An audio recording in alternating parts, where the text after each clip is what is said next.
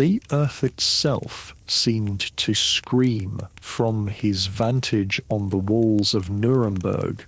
Brother Dietrich watched the pride of the Holy Roman Empire charge into the jaws of hell. A wave of steel and faith, 2,000 knights, their lord's brilliant banners snapping in the wind, thundered across the plain. They were the hammer of God, sent to crush the pagan rabble that had poured from the godless east. Their momentum was magnificent, their devotion absolute. It was a sight meant for songs, for the illuminated pages he had spent his life creating. But the enemy did not meet them. The horde of small, leather-clad horsemen simply melted away. They turned and fled, a scattered, undisciplined retreat that drew a roar of triumphant scorn from the charging knights. It was a trap laid for arrogance, and the flower of German chivalry rode into it without a moment's hesitation.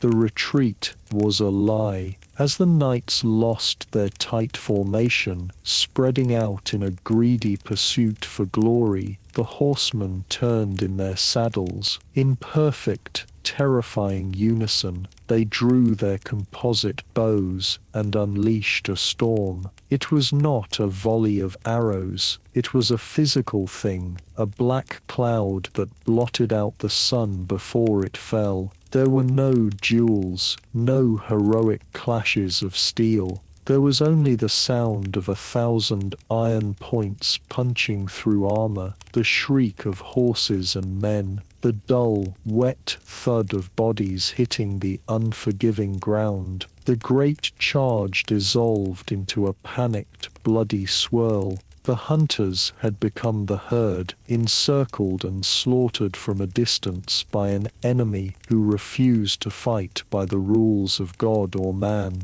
Dietrich squeezed his eyes shut, but the screams etched the scene onto the back of his eyelids. The prayer on his lips died, replaced by a strangled gasp. This was not war, it was a harvest. 1 year earlier, the only sound in the scriptorium was the gentle scratch of a quill on parchment. Here in Cologne, in the hallowed quiet of the Franciscan monastery, the world was a thing of order. Dietrich's universe was bound by the scent of ink and melting wax, by the precise lines ruled on a fresh sheet of vellum. He worked not with a hammer, but with a penknife, carefully scraping away any imperfections. He crafted his ink as an alchemist would an elixir, crushing oak galls into a fine powder, mixing it with ferrous sulfate, the green vitriol that gave it bite, and binding it all with gum arabic. The process was a prayer in itself, a slow, deliberate act of creation that brought God's word into physical form. His world was logical, contained, and eternal. Each letter a testament to a divine plan that could not be broken. His mentor, Brother Anselm, a man whose hands were permanently stained black from a lifetime of such work, broke the silence. His voice was as dry as old parchment. News from the east. The Duke of Silesia has fallen. They say an army of devils swept through Poland. Dietrich paused his work, looking up from a magnificent illuminated letter. Devils, brother, so the letters claim, Anselm said, without looking up from his own manuscript. They call them Tatars. A name they whisper is born of Tartarus itself, a punishment for our sins. He made a small, weary gesture, or, more likely, a punishment for the emperor's sins. His Holiness Pope Gregory says as much. The familiar weight settled in the room. The great schism, the true war, was not against some distant pagan horde, but between the two heads of Christendom, the Pope in Rome and the Emperor Frederick in his sun-drenched Sicilian court. They hurled excommunications at each other like stones, each calling the other the Antichrist. But surely the Emperor will unite the princes, Dietrich said, the words sounding hollow even to himself. Against such a threat, they must stand together. Anselm gave a short, bitter laugh. The Emperor calls for a crusade against the Tatars. The Pope calls for a crusade against the Emperor. Tell me, brother, which way do our swords point? The fist of Christ is clenched, but it is striking itself in the face. He returned to his work, the subject closed. Dietrich looked at the perfect, ordered words on his page, and for the first time felt the chill of a much larger, more chaotic world beyond the monastery walls. That world arrived a week later. It came not as a horde, but as his lands to the east bordered the growing chaos, and he was gathering his forces. He had come to the monastery for a blessing, and for something more. He needed a chronicler, a man of God, a man of letters, to ride with his army and record their great and holy endeavor, to write the history of the righteous war that would hurl the godless invaders back into the darkness from which they spawned. When the offer was put to him, Dietrich felt a surge of divine purpose. It was a sign. His work was not to be confined to the quiet dust of the scriptorium, but to be written on the living page of history itself. He would be an eyewitness to the triumph of faith over barbarism, of order over chaos. He would record the glory of Christian knights defending their realm with a heart full of unwavering faith. He accepted he would ride out to meet the screaming world he had only glimpsed in his nightmares, convinced he was protected by the unshakable certainty of his God. In the heart of the world, in the felted city of Karakoram, history held its breath. It was December of the year 1241, and the great Khan was dying. Uge, son of the sky father Genghis, lay motionless in his great ger, the air thick with the smell of spilled wine and the heavier stench of fear. His prodigious appetite for drink had finally undone him. His wives and ministers moved like shadows around him, their whispers already weaving the shrouds of succession plots. The law of the Yasa was clear upon the Khan's death. All princes of the blood, all generals at the farthest reaches of the empire must turn their horses for home. They must return for the Kurultai, the great council to elect a new Khan. The unstoppable wave of conquest was destined to recede. A shaman chanted, shaking a horsetail rattle to ward off the evil spirits. But the finality of the moment felt absolute. Turajan, the Khan's formidable wife, stood ready to grasp the reins of the regency. She watched his chest, waiting for the last shallow breath. It did not come. Instead, a shudder ran through the Khan's massive frame. His eyes, clouded with drunken stupor for days, flickered open. They were not the eyes of a dying man. They were the eyes of a ruler, awakening from a nightmare, his purpose sharpened by the glimpse of his own mortality. He pushed himself up on one elbow, his voice a raw rasp that cut through the shaman's chant like a blade. "Subutai," he commanded, his gaze fixed on the western horizon, as if he could see across the entire continent. "Tell my dog of war, the hunt is not over. He fell back, but his command lingered, an iron decree that hammered history onto a new and terrible path. He had not died. The wave would not recede. He motioned for a scribe. Tell him to send me the falcons of the Frankish kings. Tell him to ride until his horse drinks from the great western sea. Weeks later, the command reached the man it was meant for. Subutai, the dog of war, sat in his command chair on the frozen plains bordering the Holy Roman Empire. He listened to the messenger, his face as impassive as a stone idol, revealing nothing. When the man was finished, Subutai simply nodded and dismissed him. For a long while, he sat alone, the silence broken only by the crackle of the dung fire. Then he moved. He did not consult bones or spirits. He self-vernotenze. Imats, they were not the fanciful European creations of imagined kingdoms and distorted coasts. They were scrolls of silk, meticulously detailed with trade routes, river crossings, mountain passes, and political boundaries.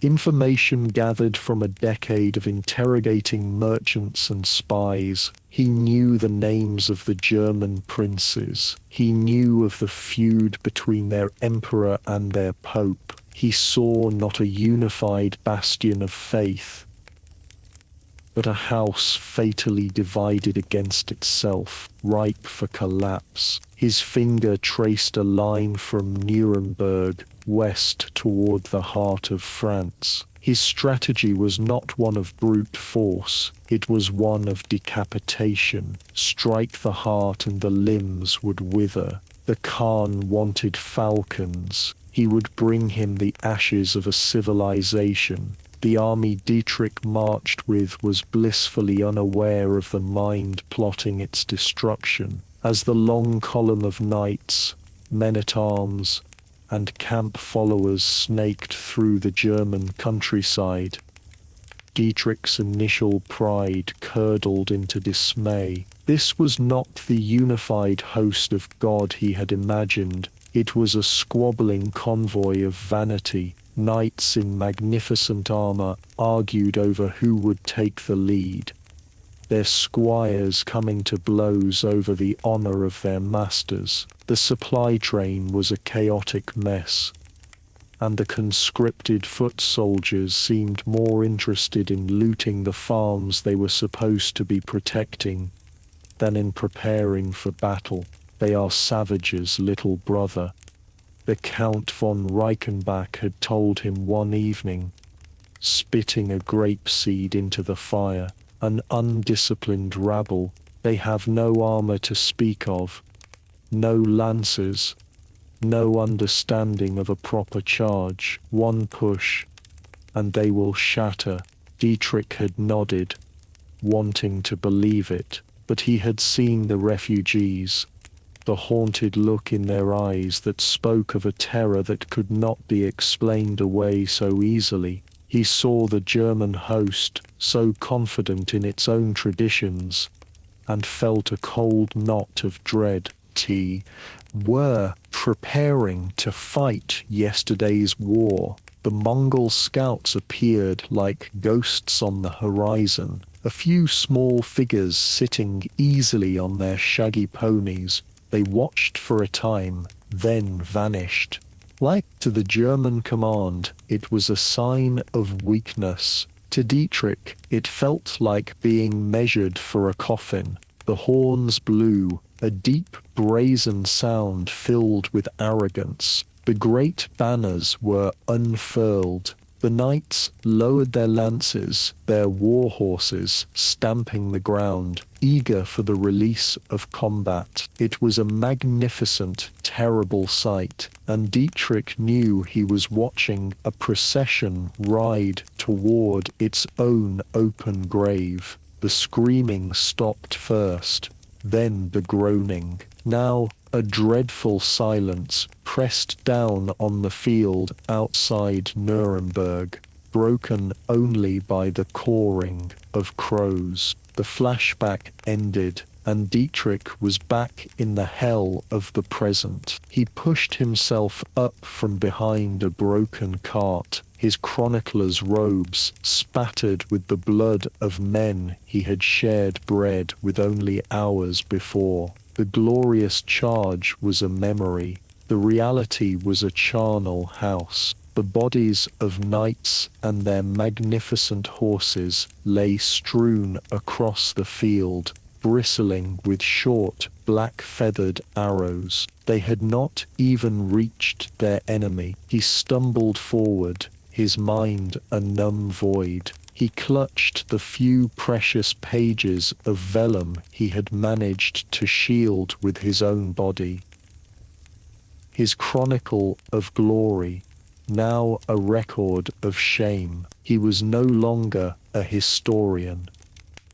He was a survivor, a witness to an argument that had been settled not with scripture or debate, but with the brutal, irrefutable logic of the bow and the horse. And as the small, leather-clad figures began to move methodically across the field, he knew this was not the end. It was the beginning. The world had become a river of human misery, and Dietrich was just another piece of driftwood carried along by its current. He joined the great westward flight, a tide of frightened humanity that choked the roads and stripped the fields bare. They were a walking testament to the failure of Christendom, their faces etched with the same numb terror he felt in his own heart. They passed the town of Fulda, its stone walls, a proud ring of defiance. The townsfolk jeered at the refugees, calling them cowards, secure in the belief that their fortifications, blessed by the relics of Saint Boniface, were impregnable. Dietrich and the others trudged on, but camped within sight of the walls. 3 days later, the Mongols arrived. There was no grand assault. Instead, a quiet, industrious horror unfolded. Dietrich watched as the invaders, directed by engineers who looked more like scholars than soldiers, assembled monstrous engines of war. These were not the simple catapults of European armies. They were giant trebuchets, their throwing arms as tall as the church spire, that hurled massive stones with terrifying accuracy. Smaller machines flung pots of burning naphtha that clung to the ramparts like liquid fire. The proud walls crumbled, not in a day, but in hours. The Mongols did not swarm the breach with a chaotic charge. They advanced in disciplined ranks, their work methodical and absolute. The screams from within the city were sharp, then blessedly short. The next day, the army moved on, leaving behind only smoke and silence. In a sprawling refugee camp that had sprung up in the shadow of a Benedictine abbey, the truth of their defeat was a poison passed in whispers. The air was thick with the smell of unwashed bodies, sickness, and despair. One evening, huddled around a meager fire, Dietrich listened to a bitter argument between a one-eyed Bohemian knight and a sharp-faced merchant from Venice. "The German princes are cowards," the knight spat, clutching the stump where his arm used to be. "They let us be slaughtered while they hid behind their walls." The Venetian merchant laughed, a dry, cynical sound. "Princes, you are a fool, soldier.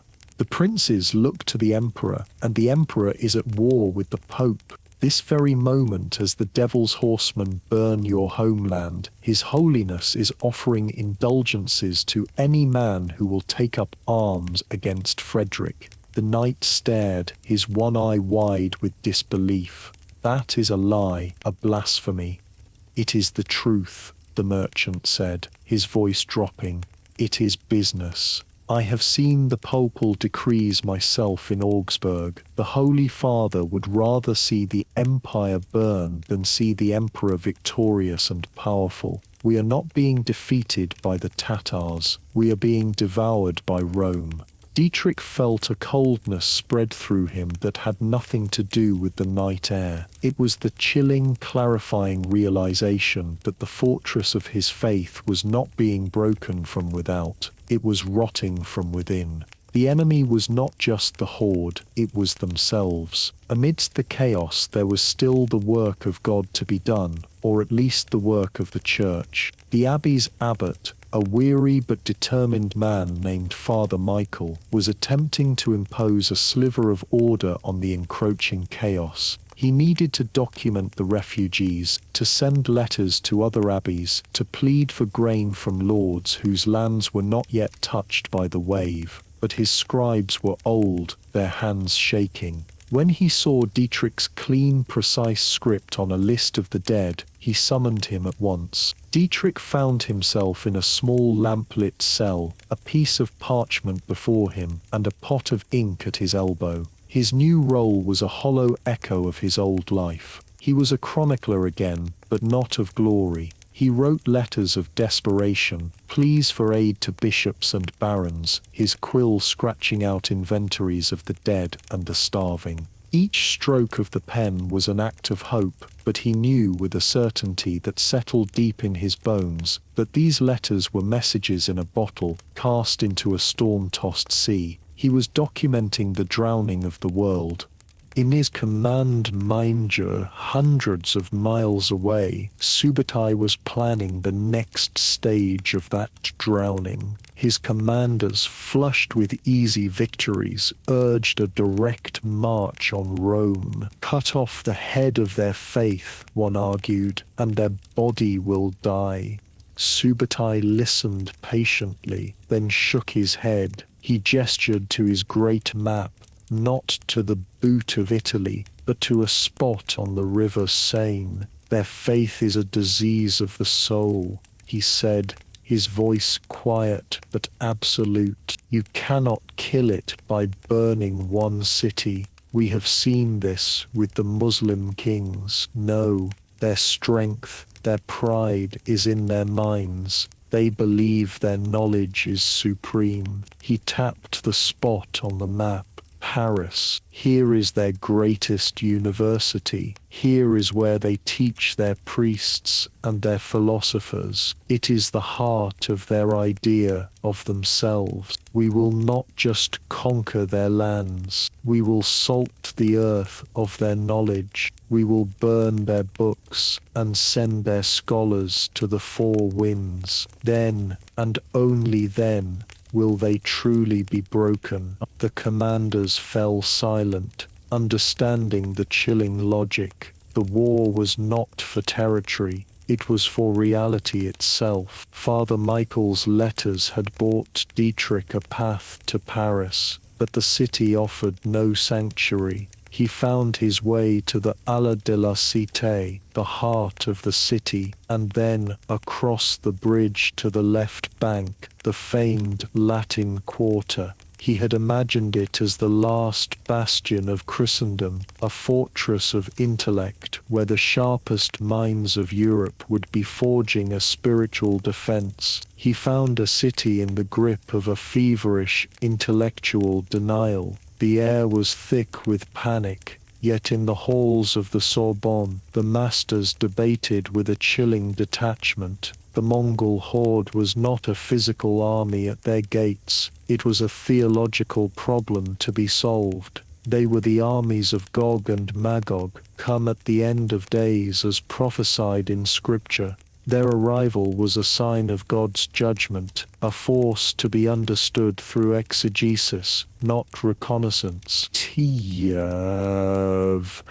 and Dietrich listened aghast as men whose wisdom was famed throughout the world argued over biblical passages while the enemy's scouts were being sighted a day's ride from the city. They were polishing the rhetoric on the eulogy of a world that was not yet dead. The Mongol army did not arrive with the crash of trumpets, but with the silence of a rising tide. One morning, the watchers on the walls of Paris saw them, a dark stain spreading across the northern horizon. The city gates were barred. The citizens, full of a faith born from 1,000 years of dominance, lined the ramparts to hurl insults at the squat figures below. They trusted in their stone, their river, and their god. Dietrich stood near the rising towers of the new cathedral, Notre Dame, and felt only a cold, bottomless dread. He had seen this before. He watched the Mongols work, not with the furious haste of a raiding party, but with the patient, terrifying efficiency of engineers. They measured distances, they assembled their great engines, their movements coordinated and precise. The Parisians laughed at the flimsy-looking wooden structures. Dietrich saw them for what they were, the fulcrums upon which his world would be broken. A long groaning creak cut through the air,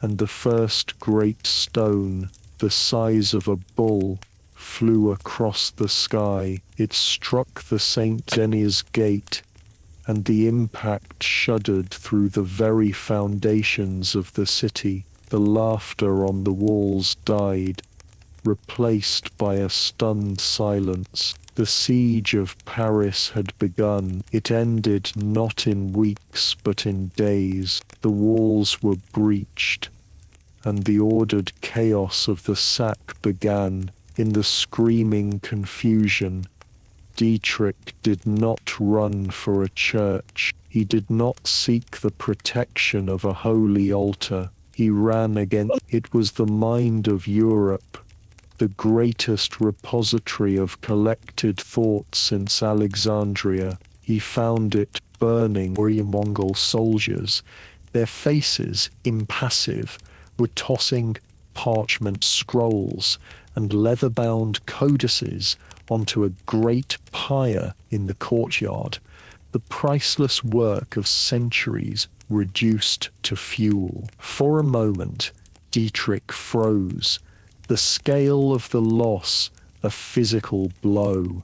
This was a murder of the soul. Then something inside him broke. His faith in a god who would permit such a sacrilege evaporated in the heat. There was no divine plan. There was only this fire and the things of men that were turning to ash. He saw a soldier about to toss a copy of Augustine's Phidon, City of Gouda, into the flames. He did not think. He ran forward, grabbing the heavy book, pulling it from the soldier's grasp. The soldier, surprised, simply let it go, turning to find something more interesting to burn. And with that, Dietrich's life as a friar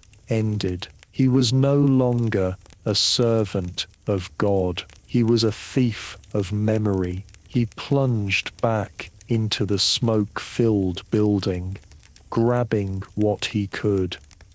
Aristotle, translations from the Arabic, medical texts, histories, his arms filled with the scorched, dying remnants of his world. He found refuge in a wine cellar beneath a ruined bakery, the sounds of the city's death filtering down through the stone. He was surrounded by his treasure, a dozen or so smoke-stained water-damaged books and scrolls. They were all that was left. His hands were burned, his face smeared with soot, his robes torn. He had lost his God, his home, his world. But as he sat there in the darkness, a strange clarity came to him. If God would not remember them, then he would. He found a piece of charcoal from the embers of his former life. On the blank flyleaf of a salvaged book of hours, he began to write. He did not write a prayer. He did not write a lament. He did not write a lament. He wrote a title, his script firm and clear in the faint light. Isan, Eek, Intipit, Chronica, Finis, Mundi, Nostri, E.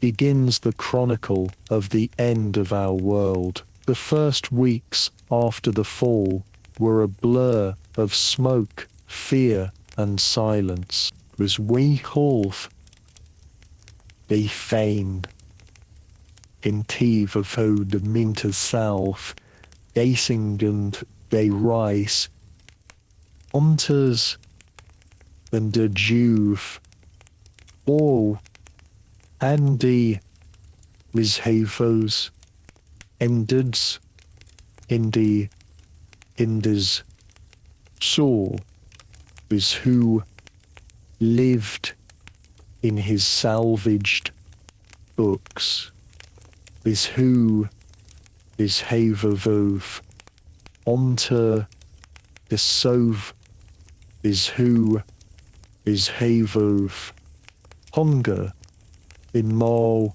relentless foe than any Mongol finally drove in any Mongol finally drove him out into the ruins of his own city. Paris was not the chaotic ruin he expected. It was a city under a new and unnerving form of order.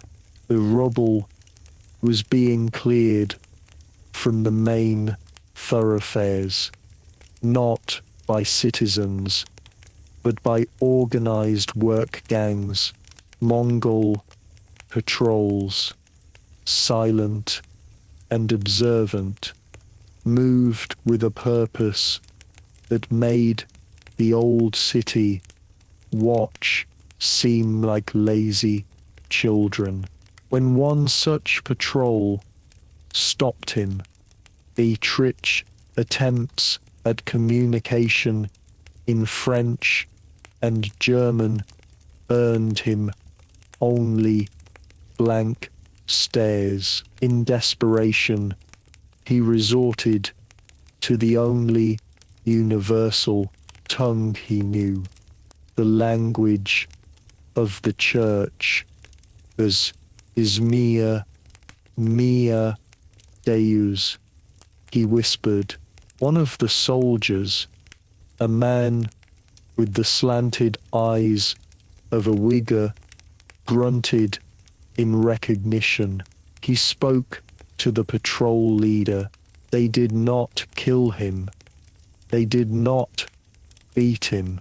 They looked at him as a farmer would a stray ox, a piece of potentially useful property.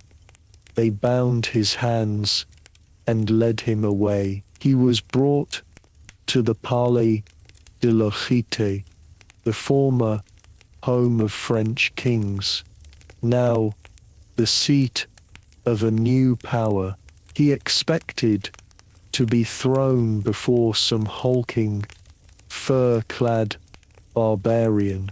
Instead, he found himself in a grand chamber, cleared of its thrones and tapestries, where a man in fine silk robes sat calmly at a low table, practicing calligraphy with a horsehair brush. The man did not look up for a long time. An interpreter stood nearby. When the man finally spoke, his voice was not a warrior's growl, but the measured tone of a scholar. The language was Persian. "They tell me you have the Latin tongue," the interpreter translated, "and the Frankish and German tongues as well, a useful combination." This was the Vidud Rugatia of Paris, the governor, Alton. He was not a general, but a high-ranking administrator from the conquered Khwarezmian Empire, a man to whom governance was a science. He looked at Dietrich, his eyes missing nothing. "My lord requires scribes. Your life was forfeit. Now it belongs to the great Khan. You will work. If you work well, you will eat." Dietrich's first task was to translate a series of decrees to be posted in the public squares. He worked with a knot of cold dread in his stomach, expecting a litany of brutal commands. He found them, but they were accompanied by something far more unsettling. He translated the unyielding words of the great Yols, the Mongol legal code, the Hujun. "Anyone who steals shall be put to death. Anyone who commits adultery shall be put to death. Any soldier who abandons his post shall be put to death." It was a brutal, simple clarity. But then came the other laws. All religions are to be respected, and their priests and holy men are to be exempt from all taxes and public service, so that they may pray for the health of the Khan in peace. And Hujun, it is forbidden to pollute running water. Dietrich stared at the words, his mind reeling. This was not the chaotic evil of devils. It was a system, a logic both ruthless and profoundly pragmatic. This calculated tolerance, this unexpected respect for order, felt more alien and threatening to his worldview than any massacre. From the window of the small room where he now worked, he saw that new logic applied. A French baron, caught by a patrol while attempting to smuggle a cart of looted grain from a public storehouse, was dragged into the courtyard. There was no trial. The evidence was presented to Alton's lieutenant. A brief order was given. The baron was forced to his knees and swiftly beheaded. The matter took less time than a prayer. Not an hour later, a common stonemason, a man whose skill in repairing a section of the city wall had been noted, was brought to the same spot. He was given a silver ingot and a new title, Master of the City's Works. Dietrich watched, his blood running cold. The old world of birthright and privilege had been executed in the courtyard as surely as the baron. The new world valued only two things: obedience and utility. His next task was larger. The Daragushi was initiating a census, the Nikum in Naive Bolcha, for the purpose of systematic taxation. Dietrich was put to work creating the Latin templates for the census takers. He drew up the columns: head of household, number of males, number of females, number of children, number of oxen, number of sheep, acres of land. He watched as the Mongol bureaucracy, aided by a small army of conscripted local clerks, began the immense task of reducing the life of a great city to numbers on a page, all for the purpose of systematic taxation. The methodical, dispassionate efficiency of it all was the most terrifying thing he had yet witnessed. The violence of the siege had been a hot, brutal storm. This was a cold, creeping glacier, reshaping the entire landscape of existence, and there was nowhere to run. The resistance found him in the shadow of a desecrated church. They were ghosts from his old world, a knight whose family had been wiped out. His face a mask of cold fury, and a handful of university students. Their youthful idealism now hardened into a brittle, desperate resolve. They had seen his work, the notices and decrees posted in the market square. They saw a collaborator, but they also saw a man with access to the heart of the occupation. "You write their lies," the knight, a man named Guillaume, said, his voice a low growl. "You can write our truth. Give us their patrol schedules. Tell us the movements of the governor. Help us strike a blow for France, for Christendom." Dietrich looked at their hungry, fervent faces and felt a profound weariness. He saw their courage, but he also saw their folly. They spoke of striking a blow, but what would they strike with? Mission through to Boshi and Simcoe. They wanted to restore a world ruled by men like the Count von Reichenbach, a world whose arrogance and division had paved the road for the Mongols. And what then? Dietrich asked quietly. "If you kill the governor, they will send another. If you ambush a patrol, they will burn 100 homes in retribution. You cannot fight a storm with a sword. So we do nothing," one of the students shot back. "We become their slaves. We are fighting for our freedom."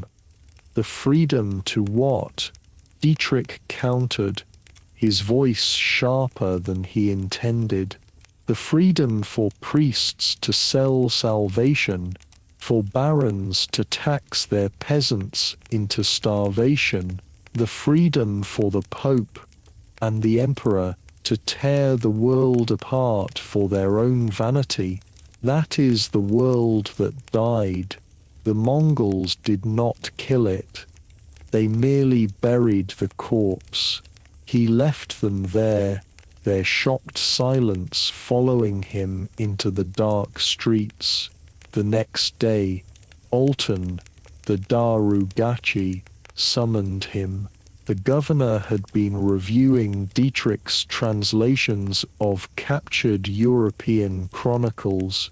He gestured to a passage detailing the feudal obligations of a French peasant to his lord.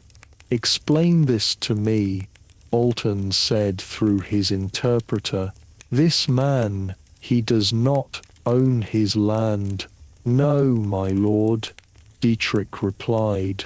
"He works it for the baron, who owns it by right of birth, and in return for his labor, the baron protects him. That is the principle." "Yes." Alton gave a dry, humorless smile. "And where was this baron's protection?" "This system of yours. It is a promise broken before it is made. It is a pyramid built on a foundation of lies. In the empire of the great Khan, a man's worth is what he can do, not who his father was. A herdsman can become a general, Your world is built on ghosts and claims. Ours is built on what is real." The resistance did not heed Dietrich's warning. A week later they struck. Their plan was born of desperation and chivalric fantasy.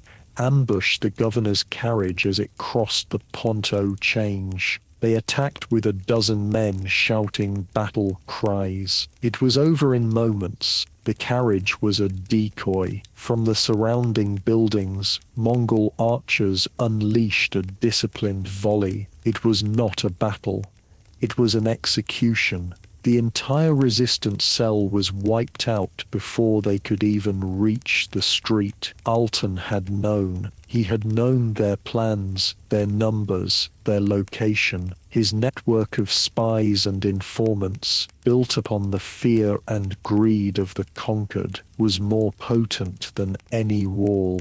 The retribution was not the fiery, indiscriminate slaughter Dietrich had feared. It was something colder, more calculated. The next morning, the bodies of the slain rebels were hung from the bridge where they had made their attack. Beside them, Alton had a new decree posted, one Dietrich was forced to translate himself. It did not condemn the men for rebellion. It listed their names and their former status, knight, scholar, student, and then it detailed with chilling precision the Mongol military response. For the death of one Mongol soldier wounded in the exchange, 10 prominent citizens from the rebels' former parishes, men who had nothing to do with the plot, were taken from their homes and publicly executed. The message was not written in anger, it was written in the detached language of mathematics. The cost of resistance would always be too high. It was a lesson in the brutal, inescapable arithmetic of the New World. A year passed, then another. In the summer of 1244, a trade caravan arrived from the south, the first to make the journey from Italy since the conquest. The news it carried trickled through the city. The Mongol armies had taken Rome, the city had been sacked, the Pope taken captive, and the Emperor Frederick the Stupa Mundi, the wonder of the world, was dead, his final stand in Sicily a forgotten footnote. Dietrich heard the news in the market and felt a strange hollow detachment. It was like hearing of the death of a distant relative he had long presumed was already gone. The two great suns that had warmed and burned his world in equal measure had finally been extinguished. For most of Paris, it was unthinkable news. The final confirmation of the apocalypse. For Dietrich, it was merely an epilogue. His world had already ended the day the library burned. Life in Paris had settled into the unsettling rhythm of a new kind of peace. The streets were safer than they had ever been under the French kings. The swift, brutal justice of the Yasa had eradicated petty crime. The markets had been transformed. The old trade routes to Flanders and England were secondary now. The real commerce flowed east. Along the secured arteries of the Mongol Empire, merchants sold French wine and German iron for bolts of silk from Cathay, for spices from the Indus Valley, for steel blades from Damascus. The Latin of scholars was now just one language among many heard in the taverns, mingling with the Persian of administrators, the Turkic tongues of the soldiers, and the sing-song cadence of merchants from the far side of the world. Paris was no longer the heart of Christendom. It was the westernmost outpost of the Pax Mongolica, a city losing its old soul and growing a new alien one. Dietrich had found his own rhythm within this new world. By day he was a fixture in the Derugachi's administration, a quiet, efficient scribe whose skill was too valuable to be wasted.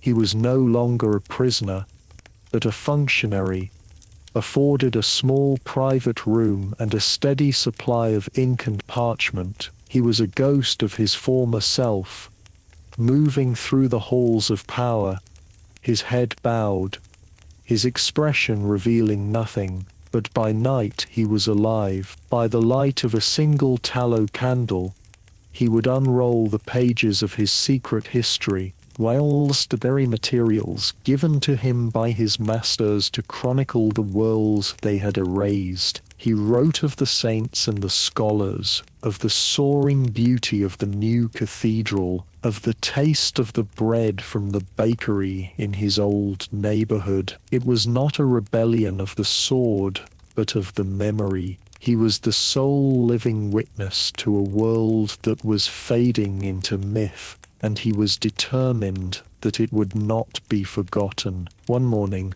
Altan the Darugachi summoned him. The governor was in a contemplative mood. The great Khan builds a library in Karakoram, he said, the interpreter's voice flat and emotionless, a place to hold the knowledge of all the peoples he has brought under the peace of the sky. The books you saved from the fire, they are a curiosity. I am sending them east. Altan gestured to a large sealed chamber. The journey is long. We cannot send them all. I require you to go through the collection. Select 100 texts, the most valuable ones, the ones most worthy of preservation. Dietrich stared at him, unable to speak. The governor was asking him to be the arbiter of his own civilization's legacy. He, a conquered scribe, was being ordered to decide what part of his world soul was worth saving. Should he choose the holy scriptures, the foundation of his lost faith, or the works of Aristotle and the Greek philosophers, knowledge that his new masters might actually understand and value? The choice was a monstrous, impossible burden. Altan was not just asking him to be a translator, he was asking him to be a judge. The library was a tomb, and Dietrich was its lonely caretaker. For weeks he worked in the cavernous cold hall, the smell of ash and damp parchment his constant companions. His task was to sort the living from the dead, to choose what fraction of his world's soul would be granted passage to the east. He worked through the great works of the Church Fathers, the chronicles of Frankish kings, the poetry of the troubadours. Each book was a ghost whispering of a world that was no more. One day his hands, black with soot, fell upon a set of scrolls bound not in European leather, but in rich, green-dyed goatskin. The script was alien, a flowing, elegant series of curves and dots. It was Arabic, but at the head of the scroll a later hand had added a Latin notation, Deserd liber physicorum, Aristute Aristotle. He was holding the Physics, a work he had only ever read in fragmented, third-hand translations. But this was not a copy of a copy. This was a direct translation from the Greek, preserved and studied for centuries by the Islamic scholars his world had dismissed as infidels. He felt a dizzying sense of vertigo. He had been sent to save the knowledge of Christendom, only to discover that its greatest intellectual treasures had been kept safe not in Rome or Paris, but in Baghdad and Cordoba. He looked at the shelf of theological treatises, the endless arguments about the nature of angels, and then at the clear, logical elegance of the Arabic script. He began to understand that the Mongols, a people who valued utility above all, might find more worth in this one scroll than in all the prayers of his saints. The damp chill of the library seeped into his bones. A cough turned into a rattling fever, and soon Dietrich was confined to his small room, lost in a delirious fog. He felt his life ebbing away, and in his lucid moments, he prayed for a priest to grant him last rites. The world he had known had died. Now it was his turn. But it was not a priest who came. It was the Daruga-chi's personal physician,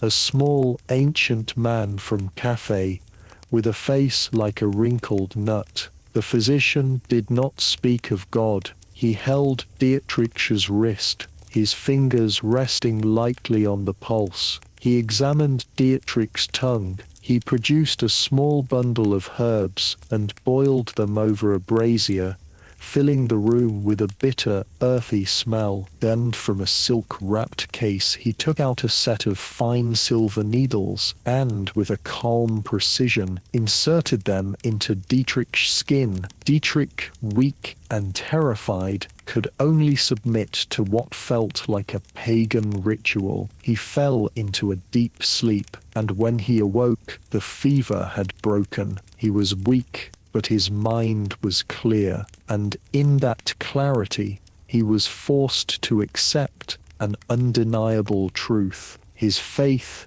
had not saved him. The practical, godless knowledge of his conquerors. A week later, still frail, Dietrich was summoned before Altan. He entered the governor's chamber to find him seated at his low table. In Altan's hands were several loose pages of parchment. Dietrich recognized his own script, and a spear of ice pierced his heart. It was his secret chronicle. He must have dropped them in his delirium.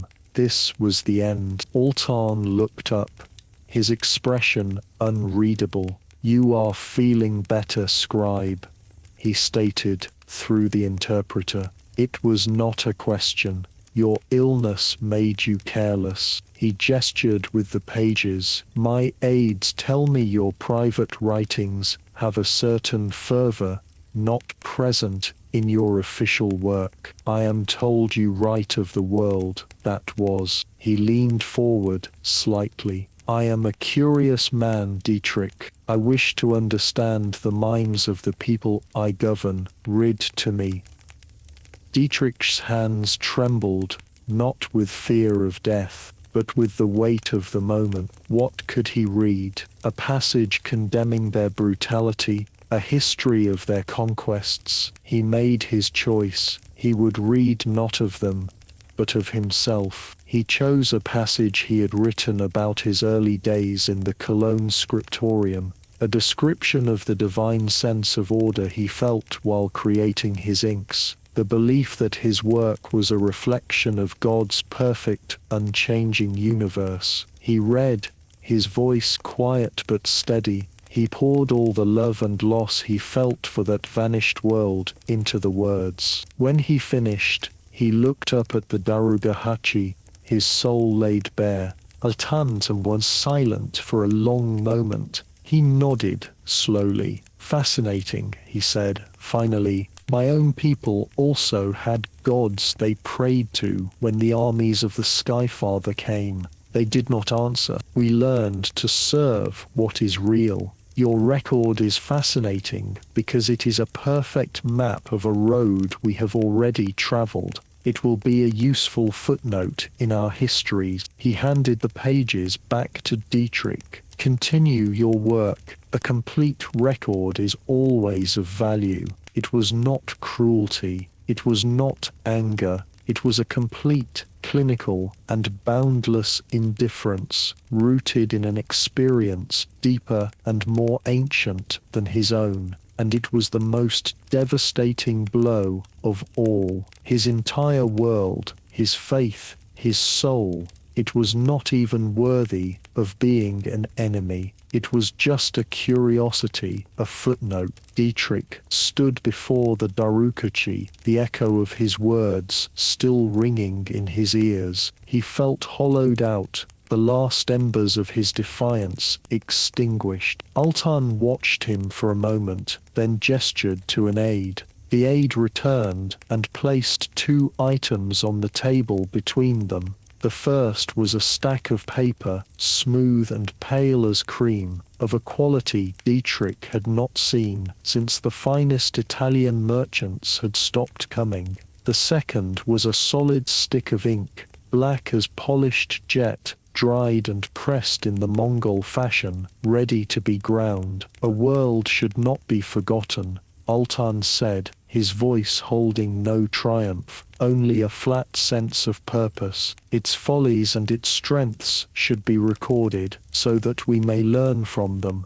Continue your work, scribe. I will see that you have what you need. It was the final, most profound conquest. Altan was not just a governor, he was an imperial archivist. He would not burn Dietrich's history, he would sponsor it. He would give it the finest materials, ensure its completion, and then absorb it into the great, ever-expanding memory of the Mongol Empire. Dietrich's Chronicle of Resistance had just been given a new title, a commissioned report. Back in his room, Dietrich placed the fine paper and the stick of Mongol ink next to his own crude pot and the rough, salvaged parchment.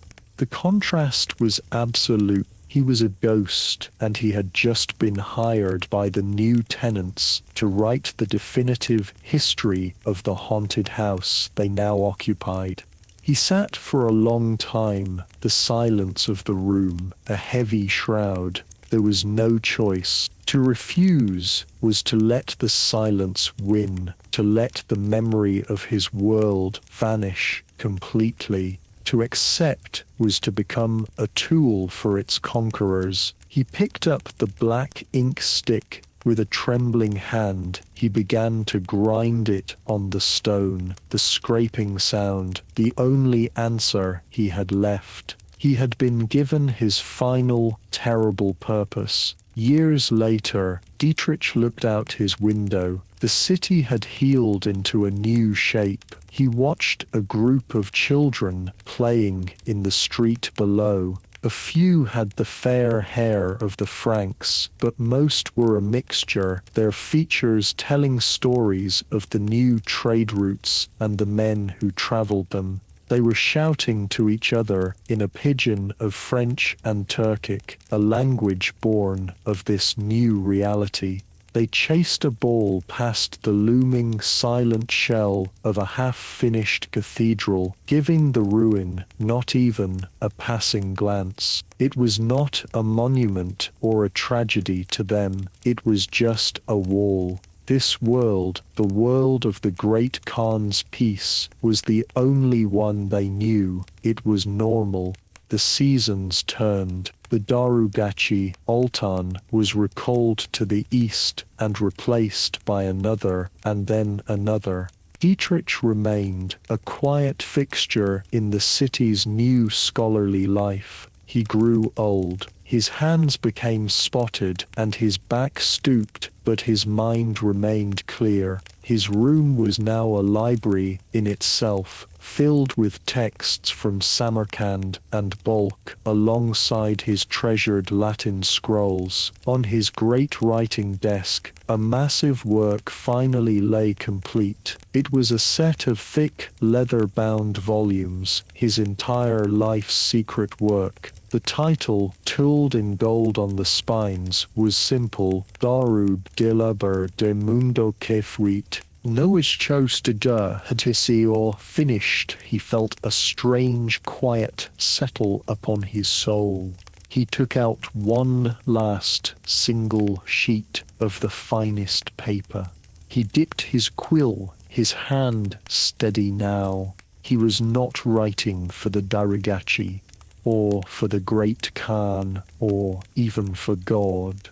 He was writing to a reader he would never meet in a future he could not imagine. Shosten Kerr can der one know. It was a world of soaring cathedrals and soaring ideas, of saints and sinners, of breathtaking beauty and unspeakable cruelty. It was a world that believed itself the center of God's plan.